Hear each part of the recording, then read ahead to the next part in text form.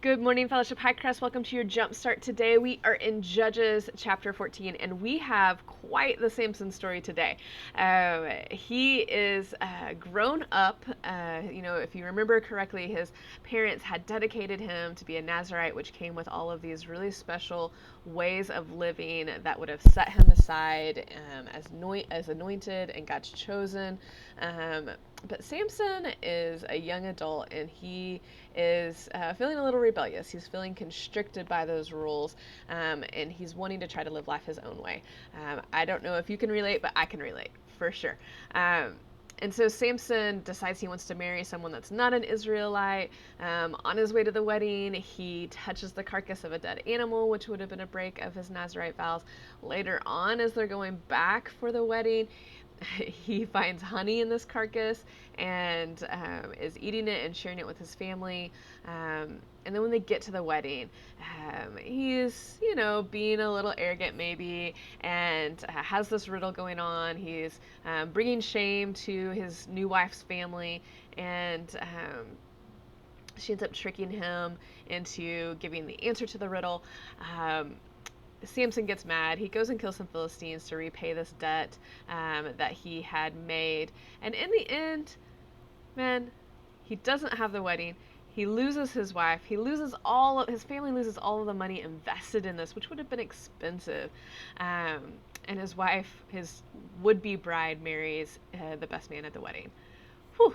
That is some hard lessons learned here for Samson.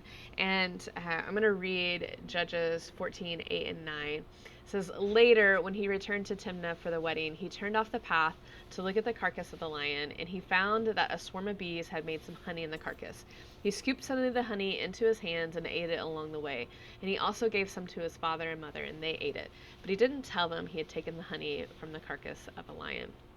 And we see this repeatedly in this chapter, that Samson is hiding his misdeeds. He's hiding killing the lion and touching the dead carcass. He's hiding this honey piece of it. He's hiding the answer to the riddle. Is very isolated, even with this large group of people around him. And we feel that way sometimes. I know I have.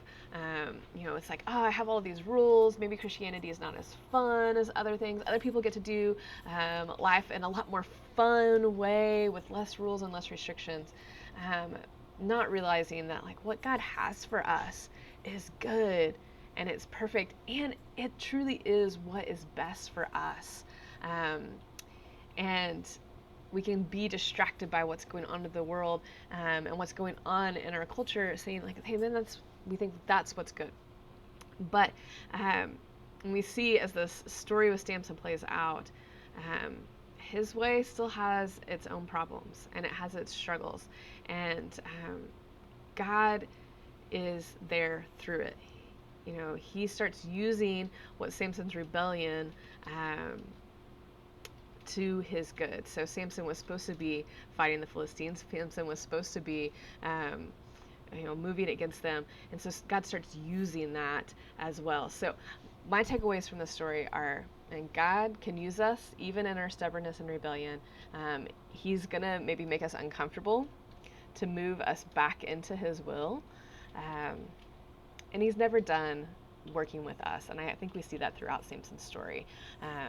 So I hope you relate today. I hope you find some encouragement today through Samson's story that even if you get it wrong, which we all do, that God is still there. He's still moving in us, and He's still drawing us closer to Him. Thanks for joining us today. Continue to power up, pour in, and spill out.